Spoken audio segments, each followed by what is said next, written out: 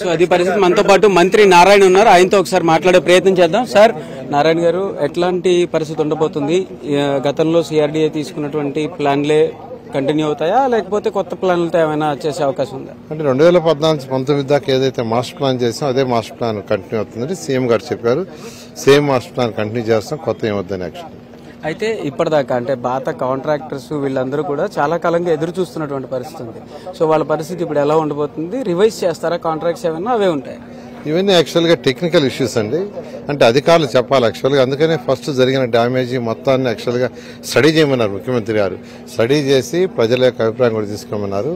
Contract విషయానికి వచ్చాక study చేసిన తర్వాత టెక్నికల్గా అంటే వాళ్ళకి ఎంత పీరియడ్ వరకు యాక్చువల్గా కాంట్రాక్ట్ ఉంది, కాంట్రాక్ట్ టైం అయిపోయిందా లేదా, యాక్చువల్గా గత ప్రభుత్వం ఏం చేసింది అంటే వాళ్ళందరినీ క్లోజ్ చేసిందా లేదా అవన్నీ చూడాలా, చేసి దాని ప్రకారం ముందుకు పోవడం జరుగుతుంది. సో అమరావతి నిర్మాణం ఎన్ని రోజుల్లో పూర్తవచ్చు? ఇది 5 సంవత్సరాలు అనేసి అని కూడా అంటున్న పరిస్థితి ఉంది. ఈ లోపే పూర్తి చేస్తారా, ఏమైనా టైం పట్టే అవకాశం? ఖచ్చితంగానండి. అధికారులకి ఒక 15 రోజులు టైం ఇచ్చాము.